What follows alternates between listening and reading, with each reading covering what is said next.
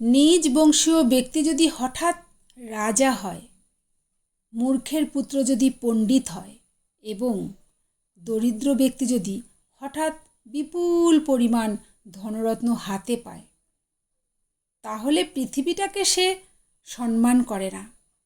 জগৎ তার কাছে তুচ্ছ বলে মনে হয়। যারা বংশ পরম্পরায় প্রভূত সম্পত্তির অধিকারী, তারা সাধারণত অহংকারী হয় না। কিন্তু শূন্য ব্যক্তি যদি হঠাৎ বিপুল পরিমাণ অর্থের মালিক হয়, তাহলে তার মধ্যে এক ধরনের অহংকার এবং আত্মগর্বী ভাব আসে। মূর্খ হঠাৎ বিদ্যাহীনের পুত্র প্রভূত বিদ্যার্জন করলে নিজেকে জগতের সেরা ব্যক্তি বলে মনে করে।